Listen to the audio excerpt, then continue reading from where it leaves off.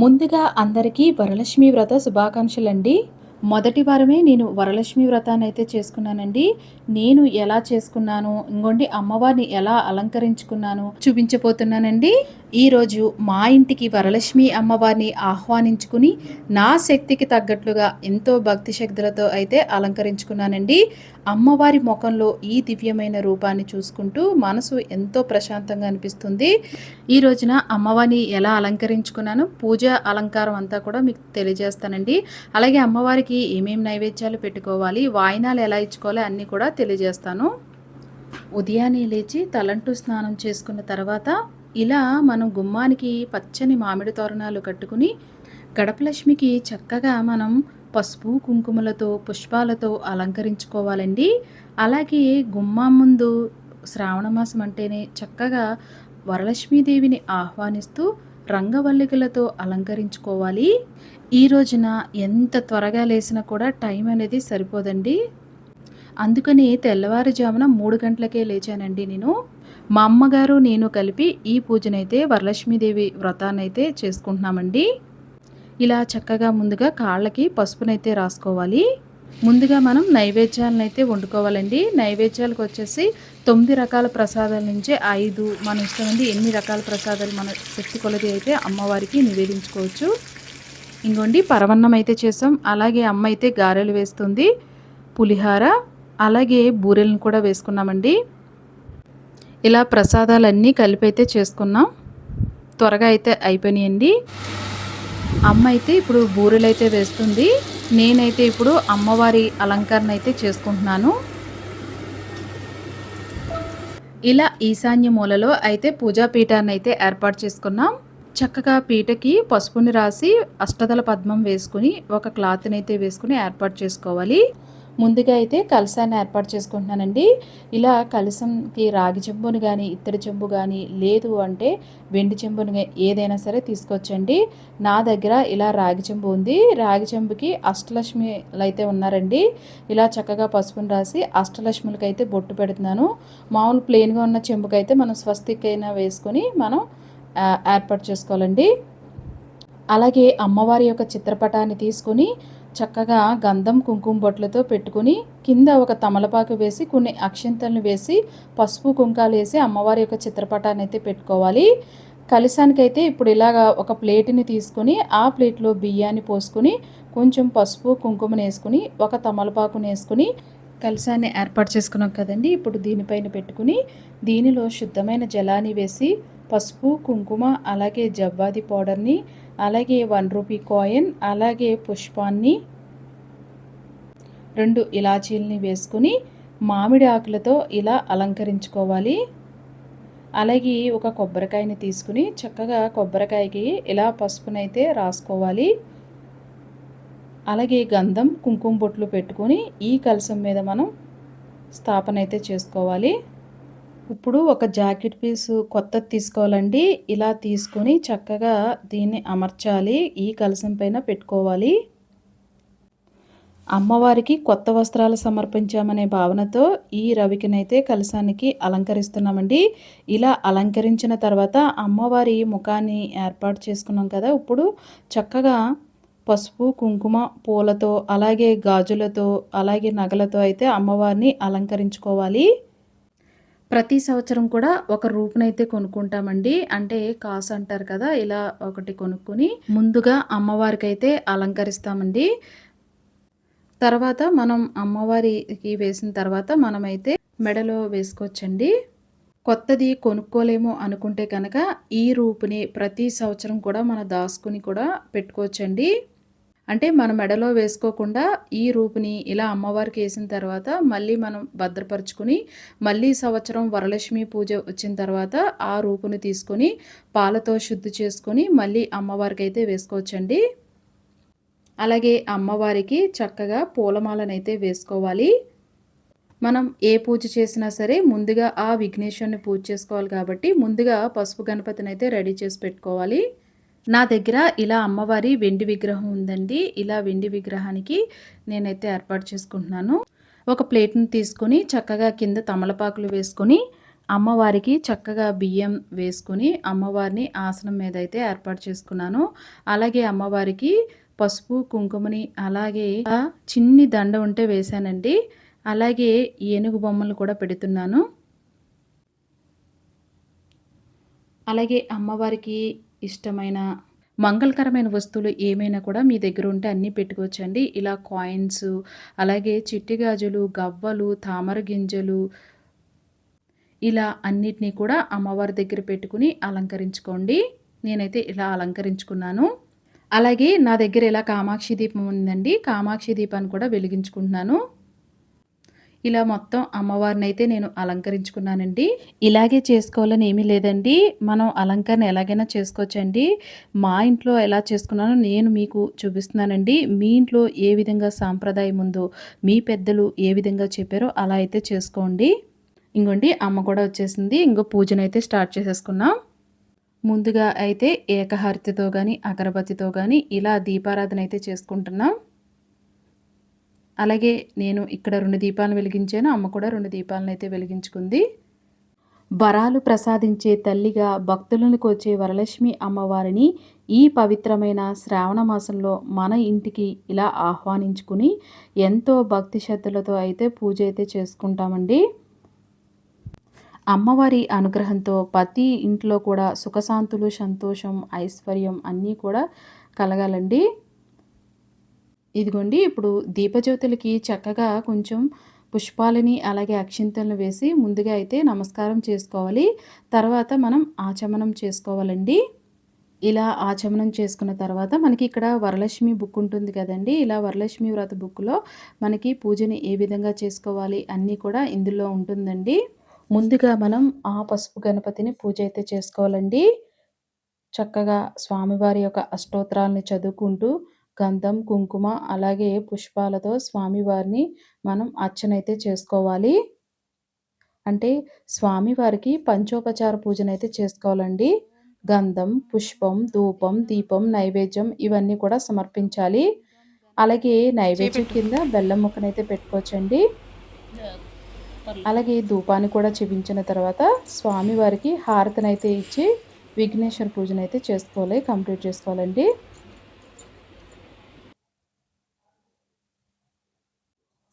అలాగే ఇప్పుడు హారతినైతే ఇవ్వాలి.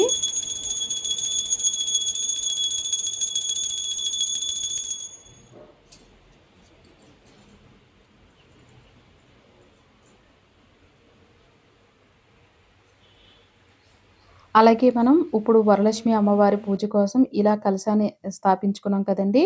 ఈ కలశంలో మనకి సకల దేవతల శక్తులను ఆహ్వానించుకునే భావనతో కలశ స్థాపన యొక్క మంత్రం ఉంటుంది. ఈ పుస్తకంలో ఉంటుందండి. ఇలా చదువుకుంటూ మనం అమ్మవారిని ఆహ్వానించుకోవాలి.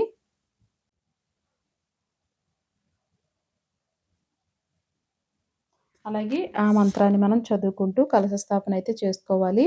తర్వాత అమ్మవారి యొక్క అష్టోత్తరాలు ఉంటాయండి. అష్టోత్తరాలను కూడా చదువుకుంటూ అమ్మవారి పూజనైతే చేసుకోవాలి.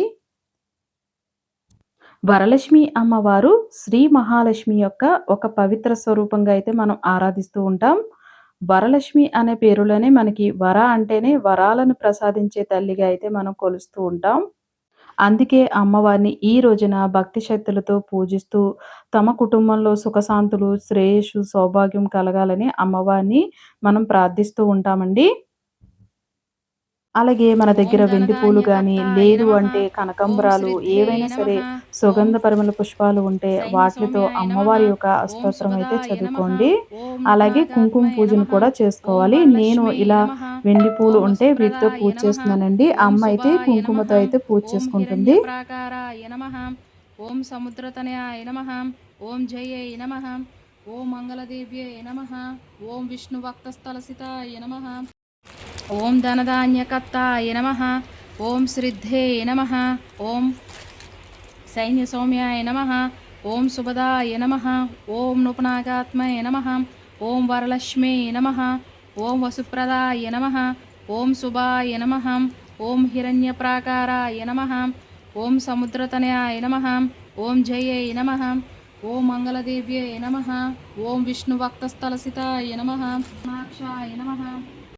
అలాగే అమ్మవారి అష్టోత్తరం అంతా అయిపోయిన తర్వాత అమ్మవారికి ఇలా చీరని, అలాగే రవికెల్ని పెట్టి మనం తాంబూలం పెట్టి అమ్మవారికి తాంబూలాన్నయితే చూపించాలండి. వరలక్ష్మి వ్రతంలో మనం ముఖ్యంగా ఇప్పుడు మనమైతే తోరగ్రంథి పూజనైతే చేసుకోవాలండి. ఈ తోరానికి 9 ముడులు అయితే ఉండాలి. దారపురీలను తీసుకొని చక్కగా 9 పోగులు వచ్చేటట్టు అంటే 9 లైన్‌లు వచ్చేటట్టు మనం దారాన్ని తీసుకొని పసుపులో ముంచి ఆరబెట్టుకోవాలండి. ఈ 9 ముడుల్ని కూడా ఒక్కొక్క ముడి తెలిసినట్టుగా విడివిడిగా వేసుకోవాలండి. అలాగే ఈ 9 ముడుల్ని కూడా ఒక్కొక్క ముడిని వేసుకుంటూ మొదటి ముడికి కమలాయ నమః, అలాగే రెండవ ముడికి రమాయ నమః, మూడవ ముడి వేస్తూ లోకమాతృకాయ నమః, నాలుగవ ముడిని వేస్తూ విశ్వజనే నమః, ఐదవ ముడిని వేస్తూ మహాలక్ష్మే నమః, ఆరవ ముడిని వేసి క్షీరాభితనయాయ నమః, ఏడవ ముడిని వేస్తూ విశ్వప్రియాయ నమః, ఎనిమిదవ ముడిని వేస్తూ హరిప్రియాయ నమః, తొమ్మిదవ ముడిని వేస్తూ పద్మలయాయ నమః. ఇలా 9 ముడులను వేస్తూ పుష్పాన్ని గాని, పత్రాన్ని గాని ఒక్కొక్క ముడిని కట్టుకుంటూ అయితే తోరాన్ని ఏర్పాటు చేసుకోవాలండి. ఒకటి వరలక్ష్మీదేవికి వేస్తూ, ఒకటి నాకు, అలాగే మా పాప ఉందండి. పాపకు కూడా కట్టాను. అలాగే అమ్మ ఒకటి, అలాగే అమ్మ వరలక్ష్మీదేవికి ఒకటి కట్టుకుంది. ఈ 9 ముడులు కూడా లక్ష్మీదేవి యొక్క వివిధ స్వరూపాలను స్మరించుకుంటూ కట్టుకునే పవిత్రమైన తోరమండి. ఇలా అందరం ఒకరికి ఒకరినైతే కట్టుకున్నామండి తోరం. ఇప్పుడు అమ్మవారి యొక్క వ్రతకథనైతే చదువుకుంటున్నామండి. కొన్ని అక్షింతలను తీసుకొని మన ఇంటిలో ఉన్న అందరికీ కూడా అక్షింతలనిచ్చి మనం కథనైతే ప్రారంభించుకోవాలి. పూర్వకాలంలో కుండనీ నగరంలో చారుమతి అనే ఒక స్త్రీ ఉండేవారు. ఆమె తన భర్తను, అత్తమామలను ఎంతో ప్రేమగా భక్తితో సేవించేది. ఆమె భక్తికి సంతోషించి వరలక్ష్మీదేవి ఒకరోజు ఆమెకి స్వప్నంలో దర్శనమిచ్చి శ్రావణ మాసంలోనే శుక్రవారం తనని వరలక్ష్మి రూపంలో పూజించి వ్రతం ఆచరించమని చెప్పింది.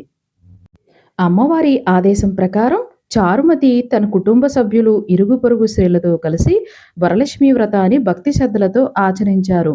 అమ్మవారి అనుగ్రహంతో వారందరికీ సుఖ సంతోషాలు, శ్రేయస్సు, అలాగే సౌభాగ్యం, ఐశ్వర్యం కలిగాయి. అందుకే మనం కూడా అమ్మవారిని భక్తి శ్రద్ధలతో పూజించి అష్టైశ్వర్యాలు, సుఖశాంతులు కలగాలని అమ్మవారిని ప్రార్థించాలండి. తర్వాత అమ్మవారికి ఇలా నైవేద్యాలైతే సమర్పించానండి. పరవన్నం, అలాగే గారెలు, బూరెలు, చలివిడి వడపప్పు, పానకం, పులిహోర, అలాగే దద్దోజనం, పులగన్నం అండి. పులగన్నం అంటే పులగం చేసుకుని దాని మీద బెల్లం, నెయ్యిని వేసి అమ్మవారికి ఇలా నైవేద్యం అయితే పెట్టుకున్నాం. ఇలా ఇప్పుడు నెయ్యి దీపాన్ని అయితే వెలిగిస్తున్నానండి. అంటే ఇది మా నానమ్మ వాళ్ళు ఆచరిస్తూ ఉన్న ప్రత్యేకమైన దీపారాధన అండి. అంటే కొబ్బరి పుల్లకు చివర దూది వస్త్రాన్ని ఒత్తిలా చుట్టి దాన్ని స్వచ్ఛమైన ఆవు నెయ్యిలో ముంచి ఈ దీపాన్ని అయితే వెలిగిస్తామండి. ఇది లక్ష్మీదేవి అమ్మవారికి చాలా ఇష్టమంటండి ఈ దీపారాధన అయితే. అలాగే ఇప్పుడు అమ్మవారికి చక్కగా పంచహారతనైతే అయితే ఇస్తున్నానండి. అంటే ఏం లేదండి, పంచహారతి అంటే 5 ఒత్తులనైతే వెలిగించాలి. ఆవు నేతిలో ముంచి ఇలా అమ్మవారికి మనం పంచహారతినైతే చూపించాలి. ఈ పంచహారతి జ్యోతి వెలుగుల ప్రతి ఇంటిలోనూ కూడా శుభం, సౌభాగ్యం, సంతోషం నిండాలని కోరుకుంటూ అమ్మవారికి హారతినైతే సమర్పిస్తున్నాం. ఇప్పుడు మా ఊర్లో అయితే ఇలా అమ్మవారికి బూరెల వాయనం అయితే ఇస్తామండి. ఇది పెద్దల నుంచి వస్తున్న సాంప్రదాయం అండి. ఇలా 12 బూరెలండి. 12 బూరెలు వేసి అలాగే అమ్మవారికి తాంబూలం అంతా పెట్టుకుని ఇలా ఒక తోరం అయితే వేసుకుంటామండి. ఒక వాయనం వరలక్ష్మీదేవికి, అలాగే ఒక ముత్తైదువుకైతే వాయనం అయితే ఇవ్వాలండి. కొంతమంది కుడుములను కూడా వాయనంగా ఇస్తారండి. ఇలా ముందుగా బూరెల వాయనం ఇచ్చిన తర్వాత శనగల తాంబూలం అయితే ఇస్తామండి. ఇంకోండి అమ్మ అయితే పెద్దమ్మకైతే వాయనం ఇస్తుంది. చక్కగా ముత్తైదుని కూర్చోబెట్టి మనం ఇలా కాళ్ళకి పసుపుని రాసి కుంకుమ బొట్టు పెట్టి గంధం అలాగే పసుపునైతే ఇవ్వాలండి. ఇందాక అమ్మవారికి తోరం వేసాం కదండి, అలా 3 తోరాలు అయితే ఏర్పాటు చేసుకోవాలి. ఒకటి అమ్మవారికి వేసాం కదండి, ఇప్పుడు మనం ఇచ్చే ముత్తైదుకైతే తోరం అయితే వేయాలి. తర్వాత మనం కూడా వేసుకోవాలండి. ఒకటి వాయనంలోకి ఏమేమి పెట్టుకోవాలో చూపిస్తున్నాను చూడండి. 12 బూరెలను అయితే తీసుకోవాలండి. అలాగే కింద చిన్న అరిటాకు వేశానండి, ఎందుకంటే ఆయిల్ అంటుకుంటుందని. అలాగే తమలపాకులు, 2 అరటిపళ్ళు, వక్కలు, గాజులు, రూ. 11 పెట్టానండి. ఇలా దక్షిణ తాంబూలంతో అయితే ఒక ముత్తైదువకైతే మనం వాయనం అయితే ఇవ్వాలండి. కింద నీటితో నింపిన చెంబును పెట్టుకొని, పైన మన దక్షిణ తాంబూలాన్ని పెట్టుకొని, ముందుగా మనం ఇస్తున్నాం కాబట్టి మన కొంగును వేసుకొని, అవతల వాళ్ళది పైన వేయాలండి. ఇస్తేనమ్మ వాయనం, పుచ్చుకుంటేనమ్మ వాయనం అనుకుంటూ మనం వాయనాన్నయితే వాళ్ళకివ్వాలండి. ఇప్పుడు నేనైతే వాయనం ఇస్తున్నానండి. నేనైతే అమ్మకిస్తున్నాను. మన ఇంటి పేరటోళ్ళు కాకుండా ఎవరికైనా సరే వాయనం అయితే ఇవ్వచ్చండి. ఇలా కాళ్ళకి పసుపుని రాసి, కుంకుమ బొట్టు అలాగే గంధాన్ని పెట్టి పసుపునిచ్చి మనం వాయనం అయితే ఇవ్వాలండి. ఇంగోండి ఇక్కడ మీకు మళ్ళీ చూపిస్తున్నాను చూడండి. ఇలా 12 బూరెలను పెట్టుకుని పైన ఒక అరిటాకు వేసి, అంటే అరిటాకు వెయ్యాలి అని ఏమీ రూల్ లేదండి. నేను ఇలా ఆయిల్ అయిపోతుందని ఏస్తున్నానండి.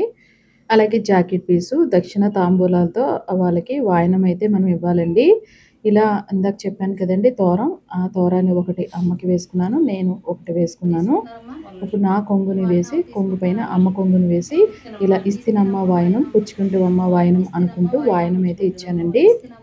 ఈ వాయనం తీసుకుంటుంది ఎవరమ్మా అంటే వరలక్ష్మీదేవినని చెప్తారండి. తర్వాత వాళ్ళతో మనం ఆశీర్వాదం అయితే కొన్ని అక్షింతలనిచ్చి ఆశీర్వాదం అయితే తీసుకోవాలండి.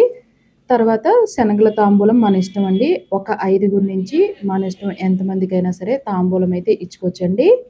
ముందుగా నేనైతే పెద్దమ్మకైతే ఇస్తున్నాను. తర్వాత ఇదిగోండి మా చుట్టూ ఉండే కొంతమంది ముత్తైదువులనైతే నేను తాంబూలానికైతే పిలుచుకున్నానండి. ఇప్పుడు వీళ్ళందరికీ కూడా శనగల తాంబూలం అయితే ఇస్తున్నాను. ఇలా వచ్చిన వాళ్ళని చక్కగా కూర్చోబెట్టి కాళ్ళకి పసుపుని రాయాలండి. తర్వాత కుంకుమ, గంధం అలాగే పసుపునిచ్చి వాళ్ళ దగ్గర మనం ఆశీర్వాదం అయితే తీసుకోవాలి.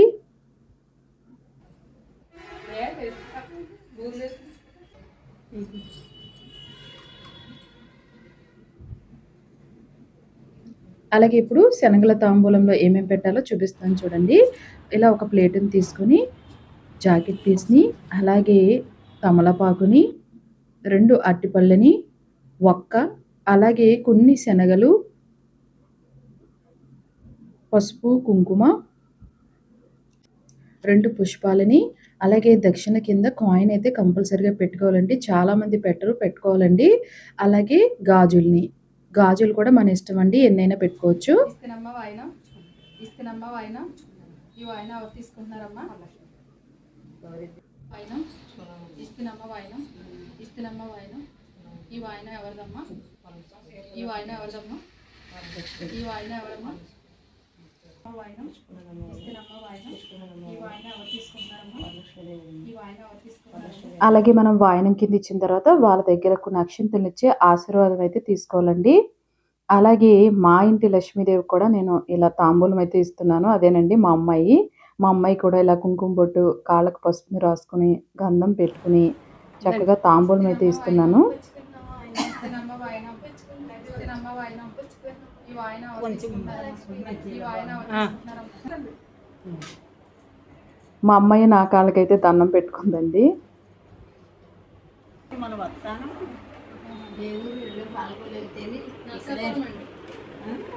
ఇక్కడ మా ఇంటికి దగ్గరలోనే ఉంటారండి. నానమ్మ గారు అవుతారు. పెద్ద ముత్తైదు అండి. ఈవిడ కూడా నేనైతే తాంబూలం అయితే ఇచ్చుకుంటున్నాను.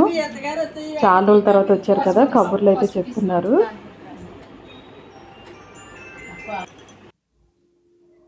ఇస్తనమ్మ వాయనం, పుచ్చుకుంటున్నమ్మ వాయనం. ఈ వాయనం ఎవరు తీసుకుంటున్నారమ్మా అంటే పార్వతీదేవిని, గౌరీదేవిని తీసుకుంటున్నానమ్మా అని చెప్తున్నారు. ఆవిడకి కూడా కొన్ని అక్షింతలు ఇచ్చి ఆశీర్వాదం అయితే తీసుకున్నానండి.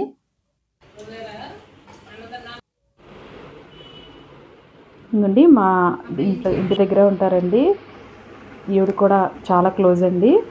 చాలా బాగా మాట్లాడతారు. ఇలా కాళ్ళకు పసుపుని రాసి కుంకుమ బొట్టు, గంధం పెట్టుకుని మనం తాంబూలం అయితే వాయనంగా ఇస్తున్నానండి.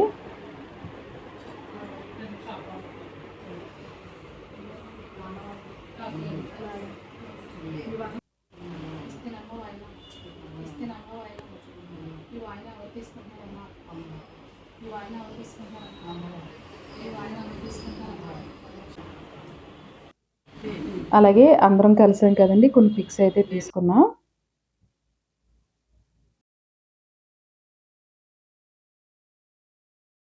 ఇంకోండి మా పాప నేను కూడా కొన్ని పిక్స్ అయితే తీసుకున్నాం.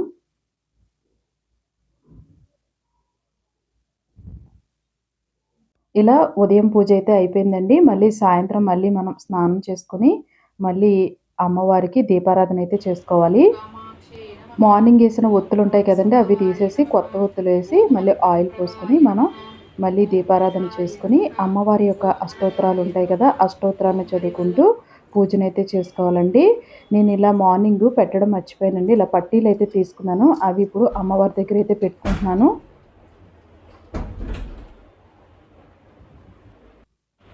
అలాగే ఇప్పుడు సాయంత్రం కూడా కొంతమంది ముత్తైదువులు అయితే వచ్చారండి. వీళ్ళకి కూడా నేను కాళ్ళకు పసుపు రాసి కుంకుమ బొట్టు కానీ ఇచ్చి తాంబూలం అయితే ఇస్తున్నాను.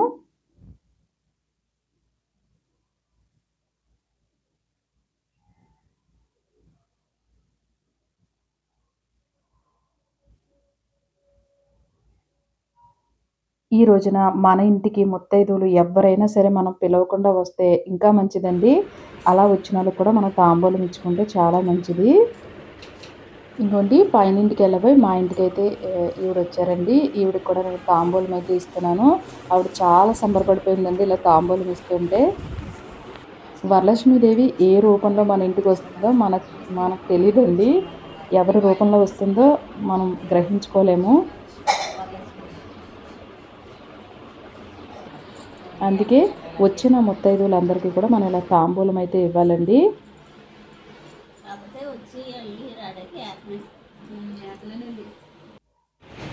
నేను ఇంకొక ముత్తైదు వచ్చారు, మా ఇంటి పక్కనే ఉంటారు వీళ్ళు కూడా.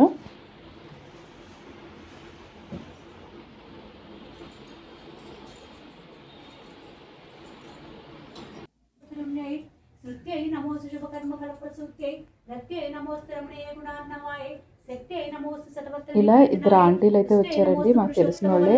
కానీ చక్కగా కనకదార స్తోత్రం ఎంత బాగా చదివారండి, చూడకుండానే చాలా హ్యాపీగా అనిపించిందండి.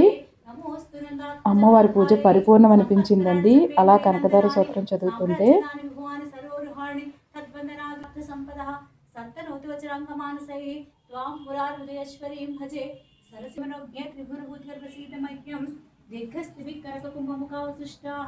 సర్వాహిని విమలచార్జల కృతాంగి ఆయురారోగ్యాలు కలగాలి.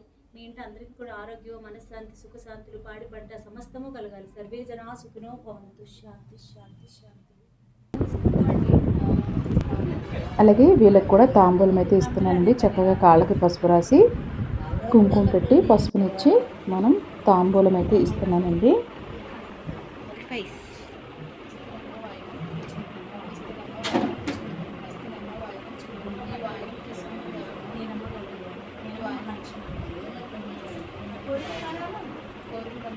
కోరికనమ్మ వరం అని అనమంటున్నారండి. చాలా హ్యాపీగా అనిపించింది.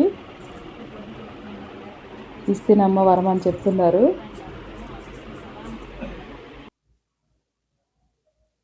అలాగే ఆంటీ అండి, ఈ ఆంటీ కూడా చాలా క్లోజ్ అండి నాకు. కాళ్ళకి పసుపు రాసి ఇలా కుంకుమ, గంధం అలాగే పసుపు ఇచ్చి ఆంటీ కూడా తాంబూలం అయితే ఇచ్చేసానండి.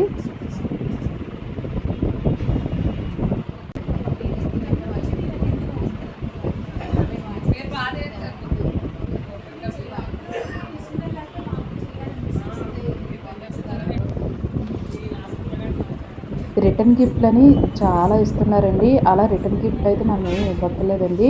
మనం వెనకటి పద్ధతిలో ఎలా చేసుకుంటున్నామో అలాగే చేసుకోవచ్చండి. అలాగే ముందుగా అయితే ఒక బ్లౌజ్ పీసు, ఇలా శనగలు ఇవి పెట్టుకుంటే సరిపోతుందండి. పసుపు, కుంకుమ అలా అమ్మవారికి ఎంతో ఇష్టమైన ఇవన్నీ కూడా మనం తాంబూలంలో పెట్టుకుని అయితే ఇచ్చుకోవాలండి. అలాగే అమ్మవారికి సాంబ్రాణి ధూపాన్ని అయితే పొద్దున్న అలాగే సాయంత్రం కూడా చూపించానండి. ఇలా మా ఊరిలో మా పెద్దవాళ్ళు చెప్పిన విధంగా అయితే ఈ వరలక్ష్మి వ్రతాన్ని అయితే భక్తి శ్రద్ధలతో అయితే చేసుకున్నామండి. శ్రీ వరలక్ష్మి అమ్మవారి కృప ప్రతి ఇంటిపై ఉండాలని, ప్రతి కుటుంబంలో కూడా సుఖశాంతులు, ఆరోగ్యం, సౌభాగ్యం, ఐశ్వర్యం నిండాలని మనస్ఫూర్తిగా కోరుకుంటున్నాను. అలాగే ఈ వీడియో నచ్చితే కనుక లైక్ చేయండి, షేర్ చేయండి, సబ్స్క్రైబ్ చేసుకోండి. అలాగే మీ ఊర్లో వరలక్ష్మి వ్రతాన్ని ఎలా చేసుకుంటారో కామెంట్లో అయితే నాతో పంచుకోండి. మళ్ళీ మరొక మంచి వీడియోతో అయితే కలుద్దామండి.